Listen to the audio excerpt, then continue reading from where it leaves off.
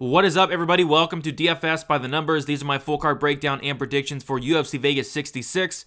We have Strickland going against Jared Cannonier. I need all the wins, yeah.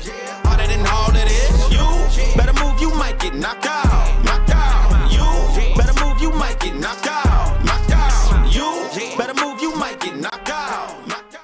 And we are back breaking down the last card of the year in UFC Vegas 66. We got Strickland taking on Jared Cannonier. We got a 14-fight card, 14 fights to talk about, and honestly, a pretty good card to end the year. Definitely looking forward to it. Before we get into the video, I do want to say thank you guys for a great year. It was a winning year. Unless I lose like 25 to 30 units this card, which is not going to happen. I'm only going to have about 5-6 units on this card. So sealed the winning year. That's always good. It's been a great year. I do appreciate all the likes, all the subs, week in and week out. You guys are awesome. I appreciate everybody that has signed up to DFSbythenumbers.com. Had over 500 people sign up in the very first year of the release, so I appreciate you guys a ton for that. And it just feels good to go out there and end the year strong. I think I'm 8-1-1 in terms of winning events in the last 10 weeks. Had a very good week last week as well, up over 5-6 units tracked, and then hit the Hail Mary parlay, hit the prelim parlay, the main card parlay last week as well. Killed it on DraftKings, so really good week last week. Kind of wish last week was kind of the end of the year week for me where I could just go out on that note, but we have one more card to get through here. Have a couple bets, not going to go crazy on it, but I think it's a solid card. So we did do the contest last week for the significant strikes in the main event of Blachowicz and Ankalaev, and I do want to shout out Jake M5491. He guessed 133 significant strikes, and the correct answer was 133 significant strikes. Shout out to you, Jake. Jake, hit me up on Twitter or Instagram with your PayPal or Cash App, and we'll get your winnings. Great guess. You got it right on the dot there. But yeah, guys, other than that, not much else to say. If you guys could check me out on Twitter, DFS_numbers, Instagram, DFS by the numbers. Follow me there. I have a lot of new ideas for some content, more specifically on Instagram for next year. I'm on that TikTok as well, so if you want to check me out there, DFS_numbers. But yeah, other than that, I say we get into it, break down these fights, and we're going to start with the first fight of the night. We got Sergey Morozov going against Journey Newsom. We have the odds. Sergey Morozov, he opened up as a -200 favorite. He's currently -282. Journey Newsom opened up as a +170 dog. He's currently +142. And I've always been a pretty big Sergey Morozov fan. I like the guy. I think he's a very good fighter, but there are some slight concerns with Morozov. I guess the big concern for me with Morozov is the durability. The guy's been finished in 4 of his 5 losses. He gets hurt a lot, and that's kind of a concern. Although, Newsom's not the biggest power puncher in the world, so I don't think it's going to be too big of a deal in this fight, but he is getting hurt in a lot of these fights, and I don't really like that enough to lay like -300 on the guy. I think he wins this fight. I think it's a very good matchup for him, but in terms of the money line, I just can't quite get there for Morozov. But yeah, I like him to win. I think his striking's solid, but I think in this matchup, he's going to be able to go out there, mix in takedowns whenever he wants. Offensive wrestling's very, very good. Lands just about 3 takedowns per 15 minutes. I like Morozov to go out here and kind of grind out a 3-round decision. So give me Morozov to win. Give me Morozov to win this one by decision. All right, next we have Manel Kape going against David Dvorak. We have Kape, 29 years old, 5'5", with a 68-inch reach, 17-6 and 3-2 in his last 5 fights. David Dvorak, 30 years old, 5'5", with a 68-inch reach, 20-4 and 4-1 in his last 5 fights. Kape opened up -160, currently -250. Dvorak opening up +140 and currently +210. So Manel Kape is a very interesting fighter in the flyweight division, and he's interesting to me because he's a guy that relies on his finishing ability. I mean, he's not much of a minute winner. We saw in some of his fights where he just goes out there and doesn't do a ton. The Nicolau fight, he went out there and didn't really do much. The Pantoja fight, he went out there and didn't really do much, and he lost both of those fights. When he's winning fights, he's winning those fights inside the distance. The guy has a 94% finish rate as a flyweight, finishing all but one of his wins. So he's very, very dangerous. But my fear is with Manel Kape is if the fight does go the distance like it did in the Pantoja fight, like it did in the Nicolau fight, my fear is that it's probably going to be a very close fight because there are times where Manel Kape does not let his hands go. I will say, though, in his last couple fights, against Ismagulov and against Ode Osborne, he is letting his hands go a lot more, so that's good. And when he does, like, he's dangerous. We see it. He has that knockout power. He's kind of rounding out his game as well. We saw outside the UFC, he was getting taken down. He was getting submitted. But looks like he's kind of patched up that hole in his game, which I think is going to be very important in this fight as well. If Manel Kape can keep this on the feet, I think he eventually lands a big shot here. But again, if this fight does go the distance, it could be competitive if Manel Kape goes in there and just doesn't throw anything like he has done in the past. But I like Kape here. I think he's very dangerous. I like him to finish Dvorak, and I will say he does finish him in the second round. I think Kape is a very, very talented fighter, and if he can up that volume, I think he's going to be very hard to beat. So give me Manel Kape to win this fight, and I'll take him to win by second round knockout. All right, next we have a short notice replacement in Bryan Battle. He'll be taking on Rinat Fakhretdinov. We have Fakhretdinov, who is 31 years old, 6 foot with a 74-inch reach, 20-2, and 5-0 in his last 5 fights. Bryan Battle, 28 years old, 6'1", with a 77-inch reach. He has 8-1 and 5-0 in his last 5 fights. So Fakhretdinov opened up minus 150, currently minus 145. Bryan Battle opened up plus 130. He is currently plus 125. And I think this is going to be my first dog of the card here in Bryan Battle. I think this is a close fight. So one thing I do want to mention is this fight is going to be at 170 pounds. And both guys, I think for the first time in their careers, cut down to 170 pounds their last time out. Fakhretdinov, he fought Michailidis. He looked good. Bryan Battle, he fought Sato. And on the scales, I will say Bryan Battle did not look the best, but he went in there and got a first-round knockout. So I'm curious to see how both these guys look on the scale, dropping down to 170 for the second time in their careers, especially Bryan Battle, who's coming in here on short notice, on a couple weeks' notice. So I do need to see the weigh-ins for this one. But Fakhretdinov, I went and watched this guy, and he looks really good. The only problem with Fakhretdinov is very low-level competition. I mean, the guy has 20 wins, but it's very, very padded. Lots of losing records, lots of very terrible records built in there. Only like a handful of legitimate wins. And I'm not saying he's not a good fighter, because he is. He's a very good fighter. He has really good wrestling. The striking's whatever. He has some power. But the level of competition for Fakhretdinov has not been great. Like, even in his debut against Andreas Michailidis, not the best level of competition there. Bryan Battle's a guy that continues to surprise people. I mean, the guy was on The Ultimate Fighter, and had that big upset win over Andre Petroski with that second-round sub. Battle does a lot of things really good. He has really good cardio, really good toughness, and those things take you a long way. Bryan Battle, very good striker. I think he's going to have the striking advantage in this matchup. He has power as well. And then on top of that, he has a very opportunistic submission game as well. So he's really well-rounded everywhere. Lots of things and lots of reasons to like Bryan Battle outside of some defensive issues, and that's kind of where I can't really pull the trigger here on Battle. He is very, very hittable, and like I said, Fakhretdinov does have some power. And then on top of that, his takedown defense does look like it needs some work.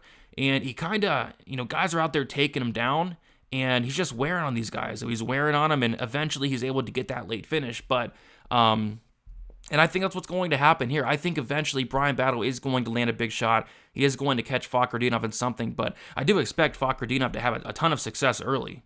But just as the fight goes on, I think Battle is going to wear on him, and I think down the stretch, Bryan Battle is going to pull out a late submission win here. So I like Bryan Battle to win the fight, pull off the upset, and I'll say late second-round submission win for Bryan Battle, but I do need to see him on the scales. If he looks good, my confidence will rise a little bit with Battle. If he looks bad, probably going to stay away from this one. So yeah, it should be a fun fight, though, but give me Bryan Battle to get the submission win.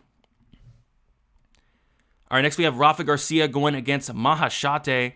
We have Maheshate, who is 23 years old, 6 foot, with a 71.5-inch reach. He has 9-1 and 5-0 in his last 5 fights. Rafa Garcia, he is 28 years old, 5'7", with a 68-inch reach, 14-3 and 2-3 in his last 5 fights. We'll take a look at the odds, and they are pretty close-ish. Rafa Garcia opened up minus 110, currently minus 135. Maheshate opened up minus 110, currently plus 115. And this is a tough fight to call. This is probably one of the toughest fights to call for me, just because there's not a ton of information on Maheshate. He has 10 fights. You're only able to see about 3 of them. And there's this one fight that you're able to watch, and he's 19. I think he's 19 years old at the time. It's a couple years ago. 19, 20 years old.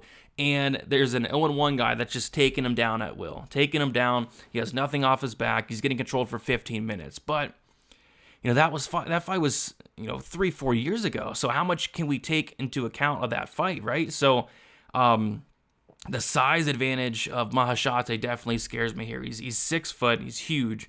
He's going to have a big height advantage. He's going to have a reach advantage. The size concerns me. What else concerns me is I think Rafa Garcia has a path to victory here, and that path to victory is going to be the takedowns, and I think he gets them. But, like I said, Maheshate could have improved, and I'd be shocked if he didn't. It could have improved over those last couple of years. Rafa Garcia is a guy that the cardio scares me. I think he's a very good fighter, but, as the fight wears on, we have seen him slow down, most notably that Chris Grutzmacher fight where he's a big favorite, just dropped the ball there, got tired like late first round, second round. He's still able to push through it, just not a great look. And that scares me. And what else scares me is the top control of Rafa Garcia. It's not really there. He's able to get these takedowns. His wrestling's very good, but the top control is just non-existing. And these guys are able to pop back up. And if Maheshate has improved that aspect of the game, there could be some problems here. But I just don't know. I mean, I've seen no improvements of Maheshate's takedown defense. So from what I've seen, he can be taken down. He can be laid on. And if he has not improved that part of his game, Rafa Garcia should make this look easy. But if he has, it's going to be a very competitive fight. So it's a tough fight to call. It's a fight that I'm staying far, far away from. But I am going to take Rafa Garcia to go out there, mix in takedowns, and win a decision in this one. All right, next we have probably the most high-level fight on the card, and it's on the prelims. So that's probably my second favorite fight on the card. Said Nurmagomedov going against Saidyokub Kakhramonov. Just a phenomenal fight here, buried on the prelims. We have Nurmagomedov, 30 years old, 5'8", with a 70-inch reach, 16-2 and 4-1 in his last 5 fights. Saidyokub Kakhramonov, he is 27 years old, 5'8", with a 69-inch reach, 10-2, excuse me, in a 4-1 in his last 5 fights. So this is, I think it's the closest line fight on the entire card. We have Saidyokub Kakhramonov opening up the dog at plus 130, currently about minus 110. And Nurmagomedov opened up minus 150, currently about minus 110. So we got a straight pick 'em here. And I don't know, I've never been a big Said Nurmagomedov guy. I think he's solid everywhere the fight goes. Really good striker, very, very good striker. But Saidyokub Kakhramonov, I think this guy is just different. I mean, he went out there against Ronnie Lawrence, and he Ronnie Lawrenced Ronnie Lawrence. Like, everybody, including me, was expecting Ronnie Lawrence, who Ronnie Lawrence averages like almost 7 takedowns per 15 minutes. I was expecting Ronnie Lawrence to go out there and do what Ronnie Lawrence does, take down Kakhramonov 10 times. But guess what? It was Kakhramonov who took down Ronnie Lawrence 10 times. And I remember watching that fight and just my jaw was dropped. What's going on? So I was very impressed in that performance. I know it's Ronnie Lawrence, and this is a big step up in competition, but just a very, very impressive performance there from Kakhramonov. And before that, he went in there on short notice against Trevin Jones, a guy in Trevin Jones who, at the time, he started to gain this hype. He had a bunch of knockouts, and Saidyokub went in there on short notice and showed that he had the better cardio, and he was able to submit a black belt in Trevin Jones in the 3rd round. So, yeah, very impressed with Kakhramonov. So, although this is a big step up in competition, it really is. Going from Ronnie Lawrence, Trevin Jones, to Nurmagomedov, who's fought guys like Barcelos, he's fought guys like Ricardo Lamos, he's fought guys like Cody Stamen, those guys.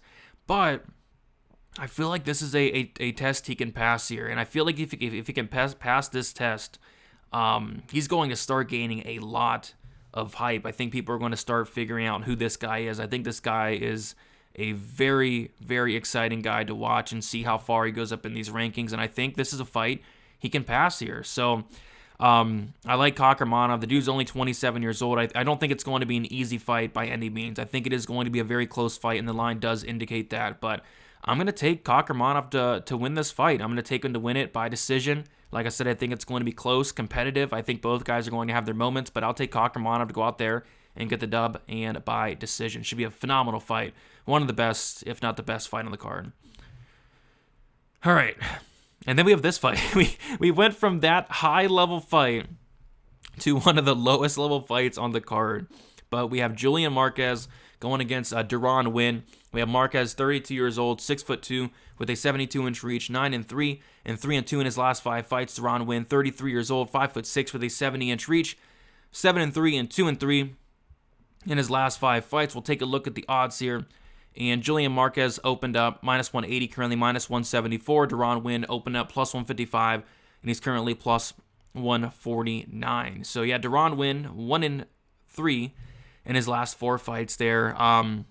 Had that brutal knockout loss to Phil Hawes, where the fight probably could have been stopped a little bit sooner. Prior to that, he did have that win against Antonio Hoyo. But prior to that, he did lose to Gerald Meerschaert and Darren Stewart. Just not the best run in the world in the UFC. This is an interesting fight because you have Deron Winn, who is going to be much, much smaller than Julian Marquez. And he's going to be smaller than anybody in the middleweight division. But Julian Marquez is huge for the middleweight division. He's going to have, what is that, an 8-inch height advantage in Julian Marquez. And I mean, it's a simple fight to break down. I mean, Deron Winn is going to wrestle here. He's not going to want to stand and trade with a complete madman in Julian Marquez, who is not the best technical striker in the world, but he does have a lot of power.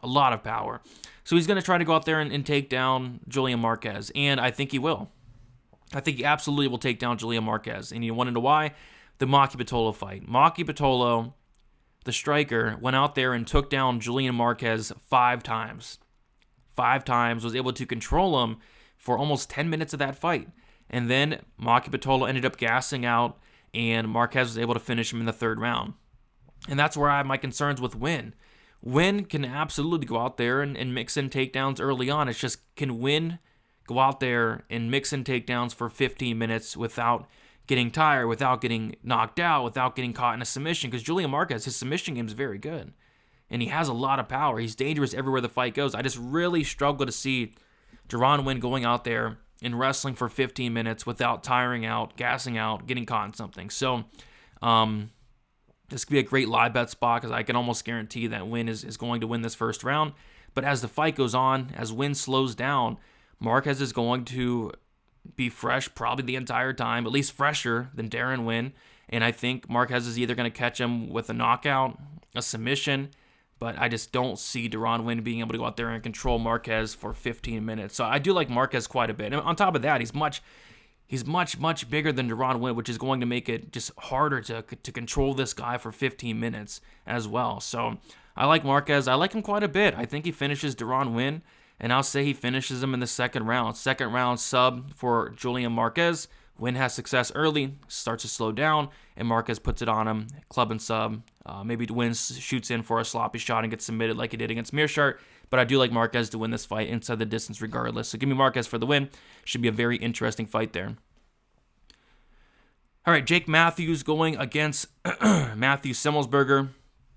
We have Jake Matthews, who is 28 years old, 5'11", with a 72-inch reach, 18-5 and 4-1 in his last 5 fights. Matt Semelsberger, 30 years old, 6'1", with a 75-inch reach, 10-4 and 3-2 in his last 5 fights. Jake Matthews, pretty big favorite here, opening up minus 220, currently minus 288. Semelsberger opening up plus 185, currently plus 248. And yeah, I think it's a good matchup for Jake Matthews here. I think Jake Matthews has a pretty clear path to victory, and that path to victory is going to be to wrestle here. Man, Semelsberger, I think he has a pretty big hole in his game. And I've been waiting for somebody to kind of expose that. And I kind of thought Jason Witt, Jason Witt's a good wrestler. He's a good grappler. Maybe Jason Witt goes out there and tries to take down Semelsberger. He got knocked out in the very first minute of that fight. But I feel like Jake Matthews, if he wrestles here, I think he can have a ton of success. If he doesn't wrestle, if he does strike with Semelsberger, I don't see how he's a minus 300 favorite. I mean, it's going to be very close on the feet. So, yeah, Jake Matthews, he hasn't went to it a ton as of late. He went out there and knocked out Fiallo. Obviously didn't grapple much against Sean Brady. But, he went out there and took down Emil Meek 4 times, was able to get down Sanchez a couple times. I think if he goes to that grappling here, I think he could find a sub. I did not like what I saw from Semelsberger against AJ Fletcher. Fletcher was able to get into multiple dominant positions, and Jake Matthews is a black belt. Jake Matthews does have multiple submissions on his record. So I think if Jake Matthews takes that path of least resistance, a sub is definitely on the table here for Matthews. So that's kind of where I'm leaning. But even if Matthews goes out there and strikes with Semelsberger, I think it could have some success, but he's going to be close. Semelsberger is a very good striker. He hits very hard, and Matthews has been caught before. So I like Matthews here. I just don't know if I can trust him, especially at this price tag, to go out there and kind of implement the game plan I'd like to see, which would be to wrestle. Semelsberger has been submitted before. He has been taken down like easily in fights, and I feel like that's such a huge path to victory that I just got to go Matthews here, and I'm going to take Matthews to win by second round sub. So give me Jake Matthews to win. Jake Matthews to win by second round submission. But if he wants to go out there and test his striking, he could potentially get knocked out. So give me Jake Matthews by sub round 2. Okay, next fight we have Cheyanne Vlismas going against Cory McKenna.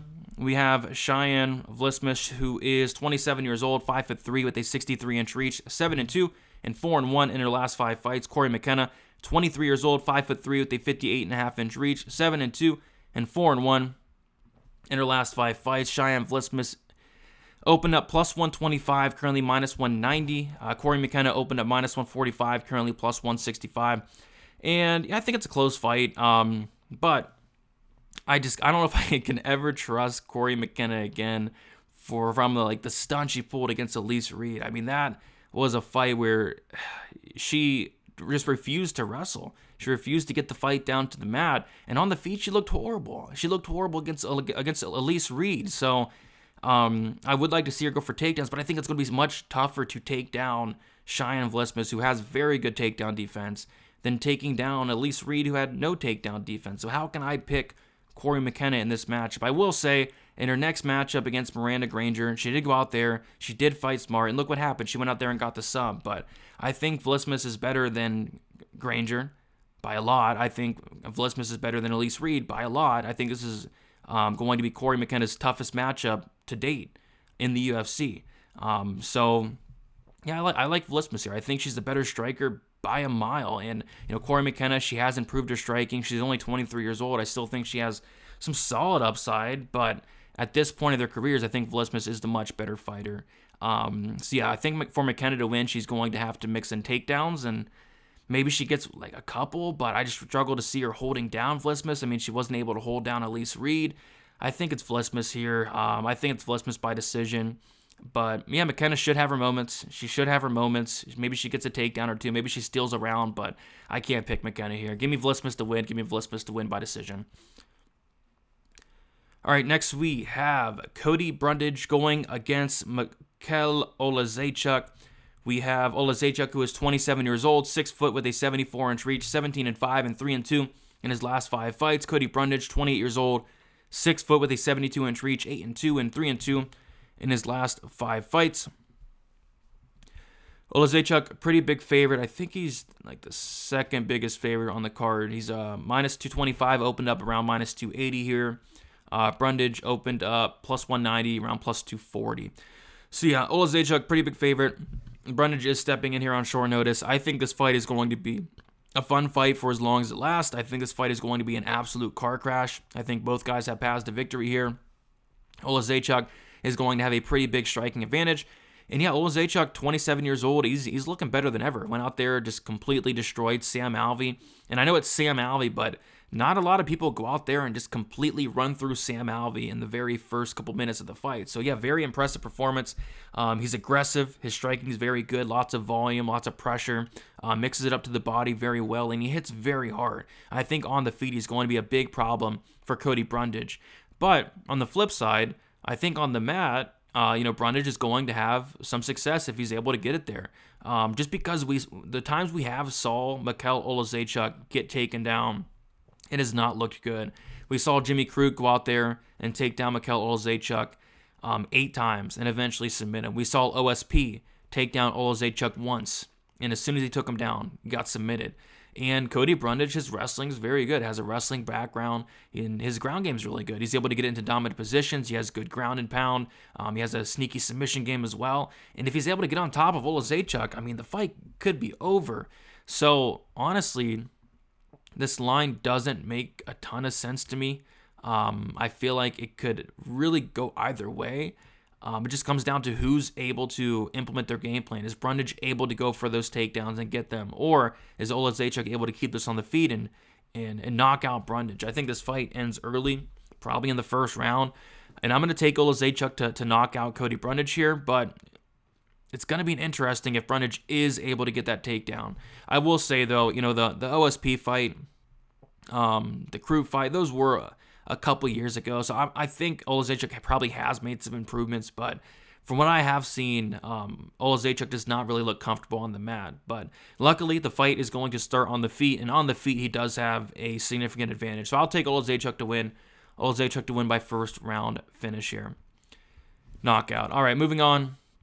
A couple more fights. We have Drew Dober going against Bobby Green.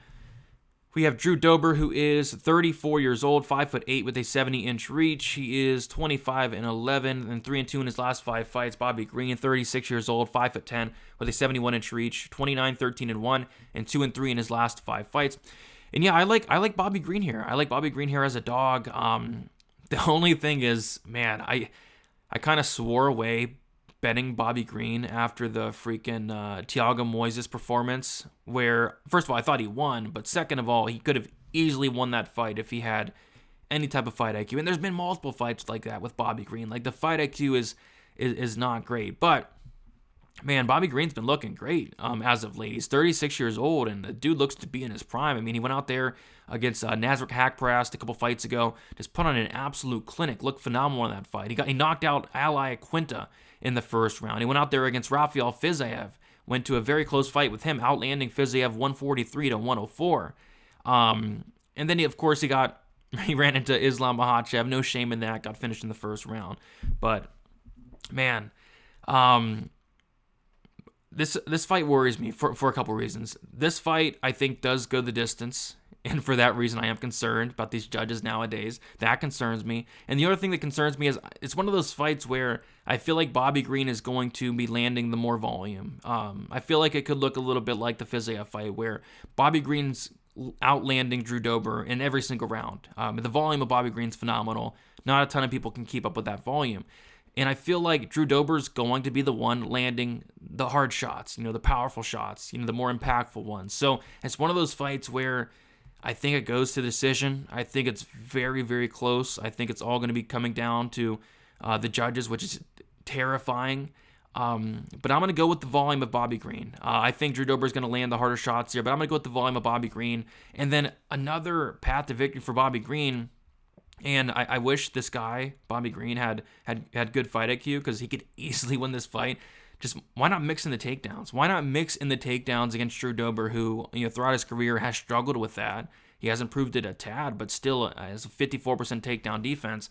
Why can't Bobby Green go out here and mix in some takedowns? Like, Bobby Green's a very good wrestler. He just doesn't choose to use it all that much. So if I knew for a fact he'd wrestle, I mean, it'd be easy Bobby Green all day, but I can't really count on him to do that. But what I can count on Bobby Green to do is go out there, throw a ton of volume, and I think that could be enough. But I think this is a very close fight regardless. But I will take Bobby Green for the upset. I'll take him to win by decision. All right, should be a fun fight here. We have Julian Erosa going against Alex Caceres. We have Julian Erosa, 33 years old, 6'1", with a 74.5-inch reach, 28-9 and 4-1 in his last 5 fights. Alex Caceres, 34 years old, 5'10", with a 73.5-inch reach, 19-13 and 4-1 in his last 5 fights. We'll take a look at the odds here. Julian Erosa opened up -150, currently -165. Caceres opened up +130, currently +145. So something I want to note right off the bat is we typically don't see Julian Erosa as a favorite. He was a dog against Dawadu. He was a dog against Jourdain. He was a dog against Sung Woo Choi. He was a dog against Landwehr. He was a dog against Woodson. He was a dog against Arce. He was a dog against Grant Dawson. He was a dog against Devontae Smith. He was a dog against Emmers. He's always a dog. I think the one time he was a favorite was against Steven Peterson. And this is going to be the second time he's a favorite. But yeah, he's always a dog. So that's something interesting there. But I like Julian Erosa. And I like him in this matchup. The reason being is the one knock I've always had on Julian Erosa is the striking defense, the chin. I mean, the guy's been knocked out a ton. He's been knocked out 5 times. He has that 48% striking defense. He's willing to eat literally 6 significant strikes to give 6. And like I said, he's been knocked out like 5 times. But luckily for him, in this matchup, he's going against Alex Caceres, who's just not a power puncher. I think Caceres has maybe a couple maybe 1 or 2 knockouts in the UFC, not a ton. He has a couple subs, but when Julian Erosa is losing, it's not by sub. It's typically either decision or knockout. And I just don't see Caceres knocking out Juicy J. So I like Erosa here. I like Erosa. I like his style, and I like his style for this matchup. He's going to put it on Caceres from the jump. He's going to get in his face. He's going to use that volume, pace, and pressure as a weapon. He hits hard, and he has a sneaky submission game as well. Very good submission game. And I know Caceres is a black belt, but Caceres has been submitted a million times. Literally, he's been submitted 7 times in his career. And I think Erosa can give him an 8th here, or I think he's going to hurt him bad, potential club and sub, but I think he puts it on him and gets him out of there late. So I like Erosa to kind of break Caceres as the fight goes on, and I'll say Erosa gets a 2nd round submission win in what should be a very, very fun fight here. All right, couple fights left. We have Amir Albazi going against Alessandro Costa. We have Albazi, who is 29 years old, 5'5", with a 68-inch reach, 15-1, and 4-1 in his last 5 fights. Costa, 26 years old, 5'4", with a 67-inch reach, 12-2, and 5-0 in his last 5 fights. Yeah, we got Albazi as the biggest favorite on the card by a mile. We have Albazi opening up -300, currently -426. Costa opening up +250, currently +326. So, yeah, I looked at this matchup and I kind of forgot who Costa was, but went back and watched the tape on him, and I remembered right away. I mean, this guy is a very good fighter, and it's weird seeing him as this big of a dog because I do think Costa's very good. I think Costa has a lot of power, great finishing ability. He's a black belt in BJJ as well, very well-rounded guy.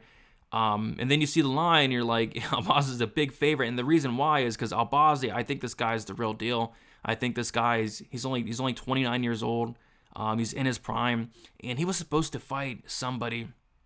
I think he was supposed to fight like Brandon Royval. So this is just kind of one of those like big step downs in competition for Albazi from like some of the guys he was going to face. And I think he was supposed to actually fight Alex Perez as well.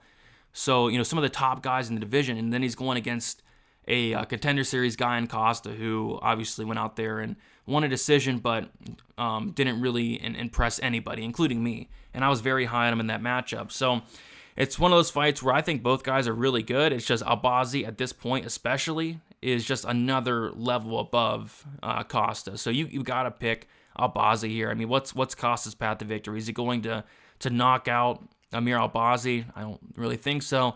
Is he going to win a decision? Absolutely not. Is he going to submit him? Probably not. So you got to go Albazi here. I'll take Albazi to win by decision. I know he went out there and submitted Malcolm Gordon. He went out there and submitted Francisco Figueiredo. But I'll say Costa, being a black belt, being a very tough guy, hangs in there and probably loses a 30-27 here. But I think Costa will be back. I think this guy's very, very good.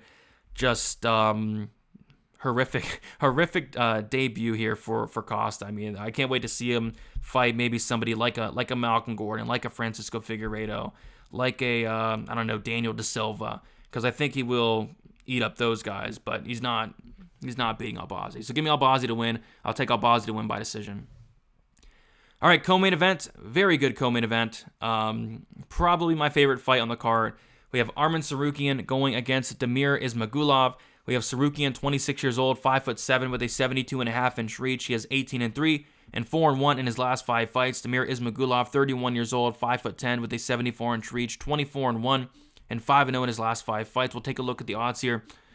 Tsarukyan opened up -225, currently -187. Ismagulov opened up +190, currently +162. And man, this is a tough one to call. Like, I'm very high on both guys. And you take a look at Damir Ismagulov. On paper, he does have a 90% takedown defense, but I don't know. You could take a look at some of the guys that he has fought. Joel Alvarez didn't even try to take him down. Thiago Moises was 0-3. Guram Kudutaladze was 1-7. I just don't think Damir has fought a wrestler like Arman Tsarukyan in the UFC. I mean, Rafael Alves was, I think, 0-1. So he's not seen that yet. And yes, on paper, he does have that 90% takedown defense, but Arman Tsarukyan, his wrestling is just next level. I know he went out there against Mateus Gamrot, was not able to have a ton of success. That was a very close fight, though. across 5 rounds, where Tsarukyan actually had some solid success in the striking at points. But went out there and ran right through Joe Alvarez. He ran right through Christos Giagos. He took down Matt Frevola 10 times. So I don't know. I think it's going to be a close fight. I think it really is going to be a close fight where Tsarukyan's going to be able to mix in some takedowns here. I just don't know if he's going to be able to hold down Ismagulov. And on the feet, Ismagulov's a very, very high-level striker. But he can be low volume at times, and I think the power advantage is going to go to Arman Tsarukyan here. Ismagulov's not really hurting anybody. He's not finishing anybody at this level. I got to go with Tsarukyan here, and I will take him to win by decision, but I think it's going to be a pretty close one here. I do want to see how Damir Ismagulov looks on the scales. There has been some situations where I think there was that one fight where he was supposed to fight. I think it was Mustafayev, and he came in there and missed weight by like 9-10 pounds. The fight got called off, so I want to see Ismagulov on the scales, but I got to go Tsarukyan here. I'm going to take Tsarukyan to win by a competitive decision. All right, then the main event, Sean Strickland, Cannonier. We have another very closely lined fight. Should be a solid main event. We have Sean Strickland, who is 31 years old, 6'1", with a 76-inch reach, 25-4 and 4-1 in his last 5 fights. Cannonier, 38 years old, 5'11", with a 77.5-inch reach, 15-6 and 3-2 in his last 5 fights. Sean Strickland, like a slightish favorite, -113 to -115, and then Cannonier, like the -105 range. So yeah, very closely lined fight. And I agree with it being closely lined here. I see this fight playing out one of 2 ways. Either Sean Strickland goes out there and just lands more across 5 rounds, or I see Cannonier going out there and putting out his lights. So kind of where I lean is I actually lean on the Cannonier side. I don't like the fact that he is 38 years old, almost 39, but I like the power, and I like the fact that Sean Strickland is going to kind of give Cannonier the fight he wants. And Sean Strickland, what he's going to do is, first of all, I don't know what he's going to do, because I heard an interview of Sean Strickland saying he literally does not have a game plan for the fight, which is interesting. But what I think Sean Strickland's going to do is just walk forward and just strike. Just walk right up to Cannonier and just strike with the guy for 25 minutes. He's not going to take a backward step. He's just going to get into a brawl with him. And at that point, Cannonier is going to have 25 minutes to land a big shot. And we just saw Sean Strickland get knocked out. I don't see Sean Strickland wrestling. That doesn't seem like something he's, I realize Sean Strickland is never going to wrestle. And when I realized that was the Jack Marshman fight. If you're not taking down Jack Marshman, you're not going to take down Alex Pereira. You're not going to take down Cannonier. I mean, why wouldn't? I know he was having success in that Jack Marshman fight, but Jack Marshman has a 20% takedown defense. So if he was not trying to take down him, I don't think he's going to take down Cannonier. I don't think he's going to try to. Even if he does, I don't think he's going to be successful. So yeah, I think these guys are going to stand and strike for 25 minutes, and I think Cannonier lands a big shot at some point and puts out Sean Strickland. So I'll take Cannonier to win. I'll take Cannonier to win by, really could be in any round. I'll take it to win by knockout. But yeah, guys, we did it. Once again, I do want to say thank you guys for a phenomenal year. Do appreciate all the support week in and week out. Yeah, it does mean a lot. So going to take some time off here after this event, going to work on some things, going to bring a new show or two, do some new things next year. Excited for that. The website will still be here next year, all that good stuff. Going to try to improve that as well, improve the content, maybe just add some new things. So just going to take the time off to kind of improve the content for next year. But yeah, I do appreciate all the support week in and week out. If you guys could please leave a like, subscribe to the channel. Check me out on Twitter, DFS_numbers, Instagram, DFS by the numbers. And yeah, appreciate you all. Best of luck. We'll talk to you very soon. If you guys want to check out the live stream on Friday, I'll be going live at 7. So see you guys there. And yeah, good luck for UFC Vegas 66. See you later.